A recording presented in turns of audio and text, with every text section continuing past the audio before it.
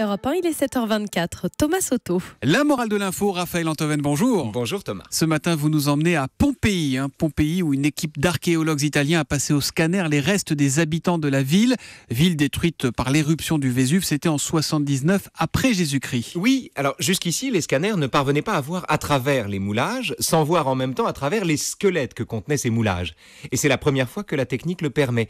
Mais en vérité, cette prouesse et les renseignements qu'elle nous apporte, c'est un peu superflu. Superflu. Attendez, on a quand même découvert grâce au scanner que les Pompéiens avaient une excellente dentition et que beaucoup d'entre eux étaient morts sous l'effondrement de leur toit et non, comme on le pensait, à cause des cendres brûlantes. Non, bien sûr, ça c'est génial de savoir tout ça, il n'y a pas de doute. Mais en un sens, ça reste finalement anecdotique, alors que l'essentiel, c'est ça que je veux dire, on l'avait déjà sous les yeux quand on regardait les moulages eux-mêmes. Dans quel sens dites-vous ça alors ? Qu'est-ce que c'est qu'une vie, Thomas ?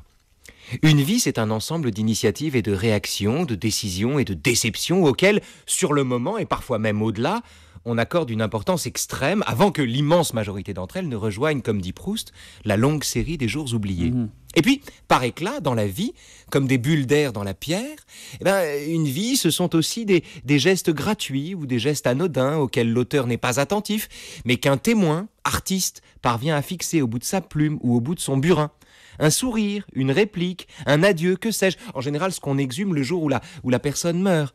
Et les gens qui s'agitaient avant de mourir pour des enjeux qui étaient eux-mêmes périssables se voient soudain éternisés en un seul geste, pas forcément le dernier, qui était, sans qu'ils le sachent, le vrai sens de leur vie. C'est un peu ce qui s'est passé avec l'éruption du Vésuve. Exactement. Ici c'est une femme protégeant son enfant. Là, c'est un homme couché face contre terre ou encore un autre recroquevillé là, qui se cache le visage. En fait, ce que vous nous dites, Raphaël, c'est que le volcan qui les a tués les a d'une certaine manière immortalisés en même temps, c'est ça ? Je dirais éternisé plus qu'immortalisé. Mais c'est exactement ça, exactement. À la manière d'un écrivain qui parvient à restituer, toute fraîche à chaque lecture, des sensations qui sur le moment étaient pourtant fugaces ou des gestes auxquels personne ne faisait attention.